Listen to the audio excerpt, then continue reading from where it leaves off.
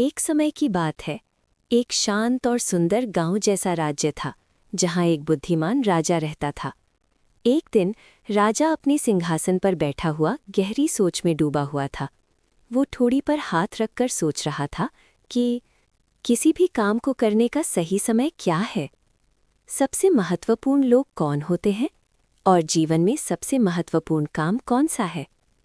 राजा को विश्वास था कि अगर उसे इन 3 प्रश्नों के उत्तर मिल गए तो वो कभी असफल नहीं होगा।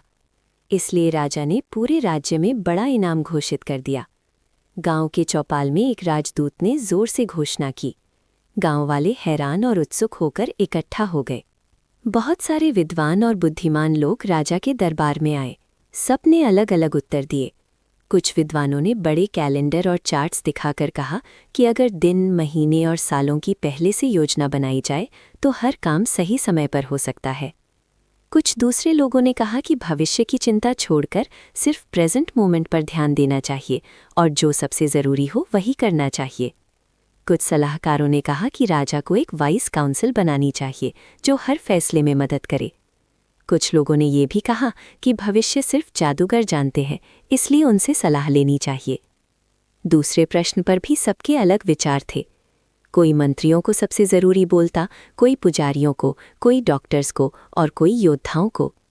तीसरे प्रश्न पर भी मतभेद था। कुछ लोगों ने विज्ञान को सबसे महत्वपूर्ण कहा, कुछ ने युद्ध कला को और कुछ ने प्रार्थना को। इतने अलग अलग उत्तर सुनकर राजा संतुष्ट नहीं हुआ। तब उसने एक प्रसिद्ध साधु से मिलने का फैसला किया, जो जंगल में रहता था। राजा ने साधारण कपड़े पहने, घोड़े से उतरा और अपने अंगरक्षकों को पीछे छोड़कर अकेला जंगल की तरफ चल दिया।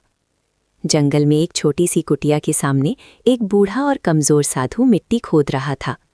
राजा ने विनम्रता से प्रणाम किया और अपने 3 प्रश्न पूछे, लेकिन साधु चुपचाप खोदता रहा।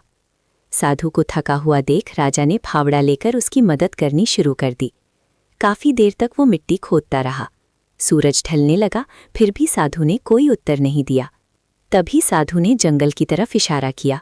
एक दाढ़ी वाला घायल आदमी पीठ पकड़कर दौड़ता हुआ आया और राजा के पास गिर पड़ा।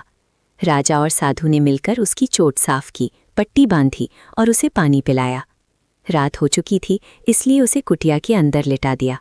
राजा बहुत थक गया था और दरवाजे के पास ही सो गया। सुबह घायल आदमी ने कमज़ोर आवाज़ में राजा से माफ़ी मांगी। उसने बताया कि वो राजा का शत्रु था और बदला लेने आया था, लेकिन राजा ने उसकी जान बचा ली। राजा ने उसे माफ़ कर दिया। फिर राजा ने साधु से दोबारा अपने प्रश्न पूछे।